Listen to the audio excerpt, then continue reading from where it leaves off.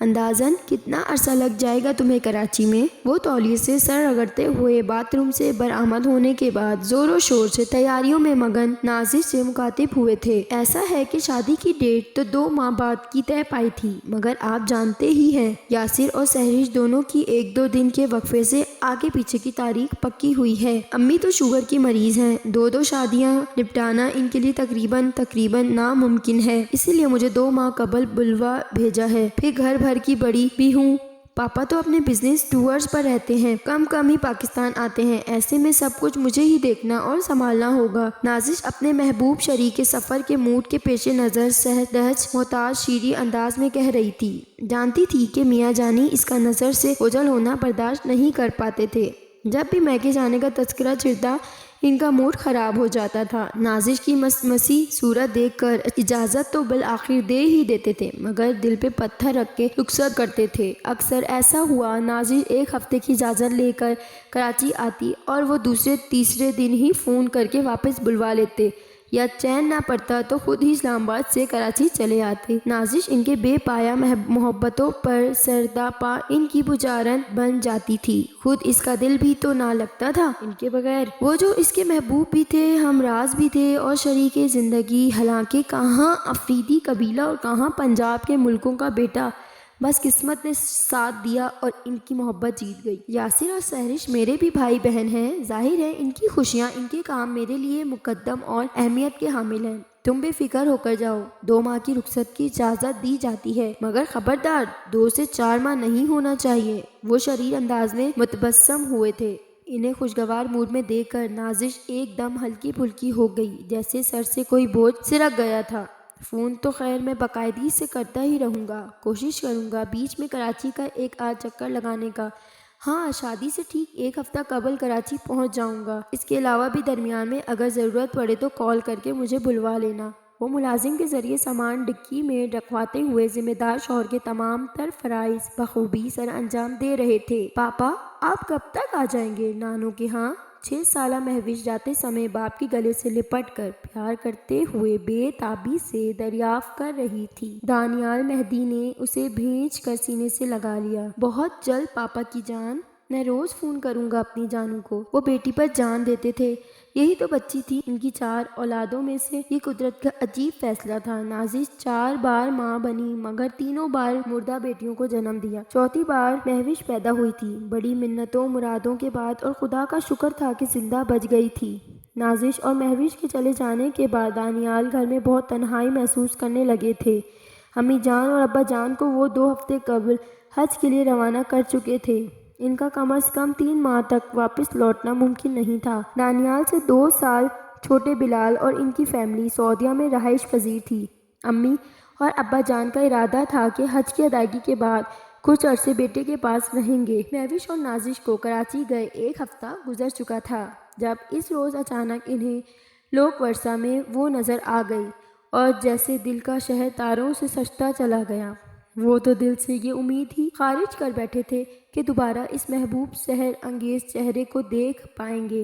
نارسائی اور محرومی کو وہ اپنا مقدس سمجھ بیٹھے تھے۔ کیا خبر تھی؟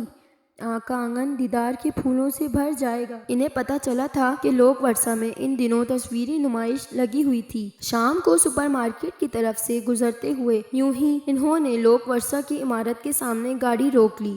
اندر بڑھے تو سیڑھیاں چڑھ کر اوپر ہال میں لگی نمائش کے ہنگامے میں اچانک ان کی بینائی چمک اٹھی۔ وہ اپنی شکل سے کچھ ملتی جلتی مگر کم عمر سی لڑکی کے ساتھ کھڑی باتیں کر رہی تھی۔ السلام علیکم۔ انہوں نے دل کی بے تاب دھڑکنوں کو سنبھال کر آہستگی سے پاس آ کر دونوں کو اپنی طرف متوجہ کیا تھا۔ دونوں اس غیر متوقع مداخلت پر یوں اچھلیں جیسے بچھو نے ڈنک مارا ہو۔ ارے آپ مہدی صاحب! اشی نے پہچان کر جس مسرت بھرے پرجوش لہجے میں کہا، وہ انہیں سرشار کر گیا۔ ان سے ملو، Amber art and art research centre کے آنر آفیسر دانیال مہدی، اور یہ میری بہن امرین بخاری۔ بڑی خوشی ہوئی آپ سے مل کر۔ امرین نے دلچسپی سے ان کا لمبا قدرے بھاری سا مگر پرکشش سراپا جانچا۔ آپی اکثر آپ کا ذکر کرتی رہتی ہیں، اس نے اخلاق سے مزید کہا۔ ان کی شخصیت کی نفاست، ان کی آنکھوں سے جھلکتی متانت اور چہرے کی باوقار سنجیدگی اسے اچھی لگی تھی۔ میری عزت افزائی ہے، وگرنہ من آنم کے من دانم۔ انہوں نے ہلکا سا سرخم کرتے ہوئے محضبانہ انداز اختیار کیا۔ وہ شعوری طور پر کوشش میں مصروف عمل تھے کہ ان کی نگاہ کی بے تابیاں دونوں لڑکیوں سے پوشیدہ رہ سکیں۔ مجھے تو خبر ہی نہیں تھی آپ اتنی زبردست اور معروف مصورہ بن گئی ہیں۔ وہ اس کی تصویر دیکھتے ہوئے دل کھول کر سرا رہے تھے۔ 2 تصویر خریدنے کے لیے بھی منتخب کر چکے تھے۔ ارے نہیں مہدی صاحب، بس ایسے ہی رنگوں کا کھیل رچا لیتے ہیں۔ ارشی نے انکساری کا مظاہرہ کیا۔ حقیقت یہ تھی کہ وہ اس کے اس خفیہ پن سے پہلی بار آگاہ ہوئے تھے۔ ان کے علم میں بھی نہیں تھا کہ وہ اتنا نام کما چکی ہے اس فیلڈ میں۔ انہیں کئی اخباروں کے رپورٹرز اس نمائش کی کوریج کے لیے ادھر ادھر پھرتے دکھائی دیے تھے۔ 1-2 نے اشین کو پکڑ لیا تھا انٹرویو کے لیے۔ آپ نے دوبارہ رابطہ ہی نہیں کیا اشین بی بی؟ امرین اپنی کسی دوست کو ہاتھ ہلاتی ہوئی دوسری طرف بڑھی تو انہوں نے شکوہ کنا نظروں سے اسے دیکھا تھا۔ وہ بس کیا بتاؤں مہدی صاحب، مصروفیت کی جان نہیں چھوڑتی۔ یہ بات نہیں ہے کہ خدا نخواستہ آپ کو بھلا دیا تھا، اکثر ہی فون کرنے کا سوچتی تھی مگر پھر سوچ کے رہ جاتی، بلکہ ایک بار شام کو کیا بھی تھا آپ کے گھر۔ آپ تو نہیں تھے۔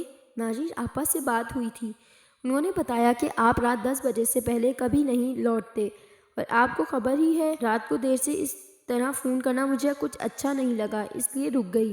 وہ سادگی سے مسکرا دی۔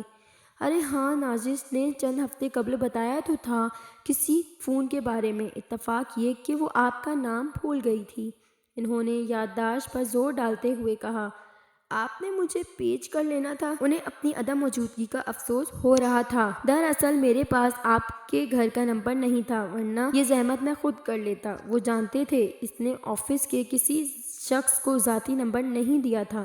خود انہوں نے بھی 1-2 بار بے انداز میں کانٹیکٹ نمبر مانگا تھا، مگر اشین نے سلیقے سے معذرت کرے بات بدل دی تو وہ چپ ہو گئے تھے۔ گھر کا نمبر دینے میں یوں تو کوئی قباحت نہیں مہدی صاحب، کہ نمبر کے ذریعے ہی میرے کلائنٹ مجھے تک پہنچتے ہیں۔ میں بآسانی کسی بھی شخص کو دے سکتی ہوں، مگر بات یہ ہے کہ ہمارے ہاں کا ماحول کچھ مختلف ہے۔ میرے والدین بظاہر شہر میں رہ رہے ہیں، مگر ان کے ذہن ابھی تک گوٹ کی اقدار و روایات سے بھرے ہوئے ہیں۔ خصوصاً میری مدر اس سلسلے میں خاصی محتاط ہیں۔ وہ زیادہ تر کالز خود اٹینڈ کرتی ہیں۔ بلا جواز اور بے مقصد فون کرنے کی نہ مجھے اجازت ہے اور نہ ہی عادت ہے، اس لیے میں نمبر دینے میں احتیاط سے کام لیتی ہوں۔ یہ بات نہیں ہے کہ میرے دل میں چور ہے یا خدا نخواستہ میں گھر میں انڈر کسٹڈی رہتی ہوں، بس میرے والدین اپنی روایات اور دل کے موہم وسوسوں سے مجبور ہیں، اور میں ان کی خوشی کا حت الوسع خیال رکھنا اپنا ایمان سمجھتی ہوں۔ خواہ مخواہ انہیں بیکار کے خدشوں میں دھکیلنا پسند نہیں کرتی، اس لیے نہ تو بے تکلفانہ مردوں سے میل جول بڑھانے کی عادت و خواہش پالی ہے،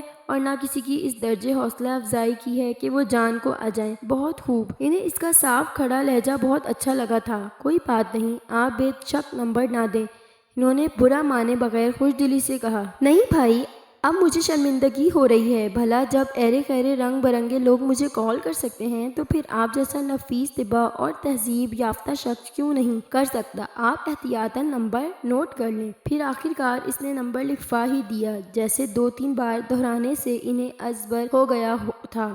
آپ سے کہتے ہوئے شرمساری سی محسوس ہو رہی ہے، مگر اپنے حالات کے پیش نظر مجھے یہ احتیاط ملحوظ رکھنا ہی ہوگی۔ ہتھیلیاں مسلتے ہوئے سر جھکائے دھیمے انداز میں بولتی ہوئی وہ ان کے دل میں کھبی جا رہی تھی، کیسے کیسے طریقے سے خود پر جبر کیے بیٹھے تھے۔ پلیز میرے علاوہ کوئی آواز سنیں تو بنا کچھ کہے خاموشی سے ریسیور رکھ دیجیے گا۔ وہ نادان نہیں تھے جو اس کا اشارہ نہ سمجھتے۔ لڑکیوں کو اس قسم کے مسائل تو پیش آتے ہی رہتے ہیں، آپ فکر نہ کریں۔ اول تو میں آپ کو زحمت نہیں دوں گا، اور اگر کیا بھی تو براہ راست آپ سے ہی بات کروں گا، کسی تھرڈ پرسن سے آپ کو بلوانے کی غلطی نہیں کروں گا۔ اس وقت تو بڑے دھڑلے سے کہہ دیا، مگر وہ محض 2 دن ہی مزید صبر کر پائے تھے۔ پھر اگلی رات ضبط میں دراڑیں پڑنے لگیں۔ انہوں نے رات 11 بجے کے قریب اس کا نمبر گھما دیا۔ نمبر ڈائل کرتے سمے ان کی انگلیاں، دل اور ہاتھ مشترکہ لرز رہے تھے۔